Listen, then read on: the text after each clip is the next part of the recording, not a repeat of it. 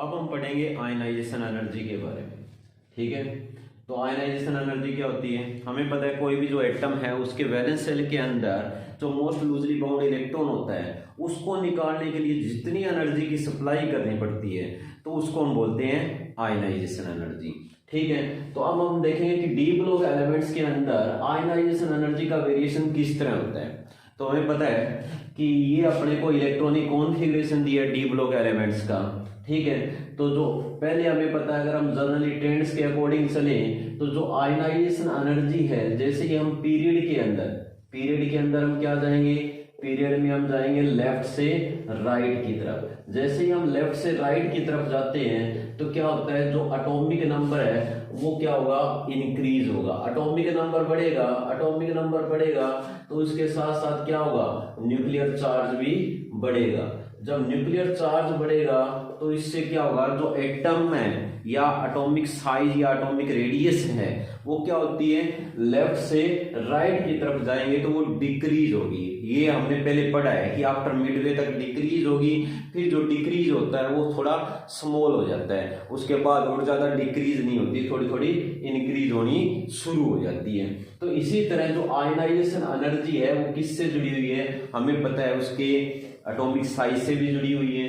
ठीक है, तो वैसे जनरल कंसेप्ट में हम देखेंगे तो आयनाइजेशन एनर्जी क्या होगी, लेफ्ट से राइट की तरफ जाते हुए क्या होगी, आयनाइजेशन एनर्जी की वैल्यू जो होगी वो इंक्रीज होगी। और बाकी जो आयनाइजेशन एनर्जी है उसको हम क्या है, उनके इलेक्ट्रॉनिक कॉन्फ़िगरेशन के बेस पे ही शो करेंगे, क्योंकि जो इलेक्ट्रॉनिक कॉन्फ़िगरेशन है उनकी स्टेबिलिटी और अनस्टेबिलिटी के बेस के ऊपर जो आयनाइजेशन एनर्जी है उसकी जो अमाउंट है वो चेंज होती रहती है। ठीक है, क्यों, क्योंकि जैसे ही अगर आप 3d और 4s ऑर्बिटल दोनों की बात करो तो जैसे ही इलेक्ट्रॉन निकलेगा 3d ऑर्बिटल से या 4s ऑर्बिटल से तो क्या हो जाता है, इसमें जो एनर्जी है उनका रीऑर्गेनाइजेशन होता है। जो एनर्जी, जो एक्सचेंज एनर्जी है वो जो रिलीज होती है उसके कारण जो आयनाइजेशन इंथैल्पी है उसके ऊपर उसका इफेक्ट पड़ेगा। ठीक है, तो जैसे हम कंपेयर करके देखें तो जो फर्स्ट आयनाइजेशन इंथैल्पी अगर हम सोचें किसी की, तो फर्स्ट आयनाइजेशन इंथैल्पी अगर हम 3d ट्रांजिशन सीरीज में देखें तो जो क्रोमियम है, क्रोमियम की जो फर्स्ट आयनाइजेशन इंथैल्पी है वो मैग्नीज की कंपेयर में क्या होगी, कम होगी। क्यों, क्योंकि क्रोमियम के अंदर हमें पता है कि क्या इलेक्ट्रॉनिक कॉन्फ़िगरेशन है, 3d5 4s1, जबकि मैग्नीज के अंदर क्या है, 3d5 4s2। तो इसके अंदर जो s जो ऑर्बिटल है वो कंप्लीटली फिल्ड है। ठीक है, और इसका न्यूक्लियर चार्ज भी ज्यादा है, तो इसकी कंपेयर में जो फर्स्ट आयनाइजेशन इंथैल्पी होगी मैग्नीज की ज्यादा होगी जबकि क्रोमियम की कम होगी, क्योंकि ये इलेक्ट्रॉन लॉस करके half fill electronic configuration gain कर लेगा।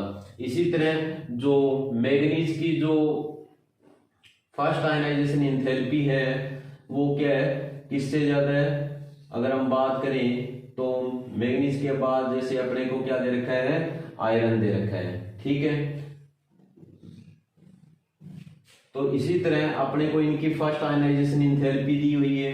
ठीक है, तो जो फर्स्ट आयनाइजेशन इंथैल्पी है जो कॉपर की वो क्या होती है, कम होगी, किसकी कंपेयर में, जिंक की कंपेयर में, क्योंकि जो इसके इलेक्ट्रॉनिक कॉन्फ़िगरेशन से रिलेटेड है। ठीक है, हमें पता है जिंक के अंदर क्या होता है, फुलफिल इलेक्ट्रॉनिक कॉन्फ़िगरेशन है, जबकि कॉपर में इसमें एक इलेक्ट्रॉन प्रेजेंट होता है, तो इसलिए इसकी जो फर्स्ट आयनाइजेशन इंथैल्पी है वो क्या होगी, कम होगी। इसी तरह हम बात करें सेकंड आयनाइजेशन इंथैल्पी की, तो हमें पता है कि जो सेकंड आयनाइजेशन इंथैल्पी है वो मैग्नीज की क्या होगी, मैग्नीज की जो सेकंड आयनाइजेशन इंथैल्पी होगी वो क्या होगी, क्रोमियम की कंपेयर में क्या होगी, कम होगी।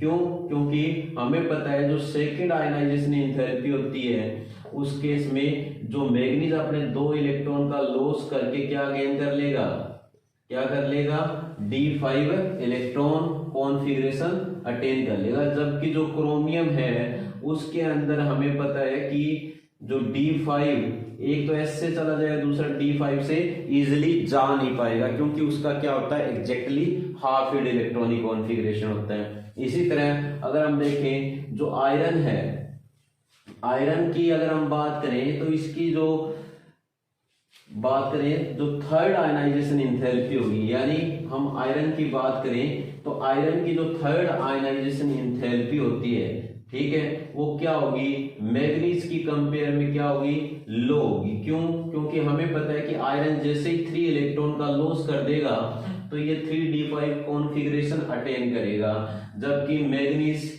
3d4, क्योंकि मैग्नीज का जो इलेक्ट्रॉनिक कॉन्फ़िगरेशन है वो क्या 3d5 4s2 है। ये 2 इलेक्ट्रॉन तो इजीली लॉस कर देगा, बट थर्ड वाला जो इलेक्ट्रॉन है उसका जो लॉस करने के लिए इसको ज्यादा एनर्जी की जरूरत पड़ेगी, जबकि आयरन क्या है, इजीली क्या कर देगा, हमें पता है कि आयरन का इलेक्ट्रॉनिक कॉन्फ़िगरेशन 3d6 और 4s2 दी है, तो ये 3 इलेक्ट्रॉन का लॉस करने के बाद क्या है, exactly half field electronic configuration attain कर लेगा।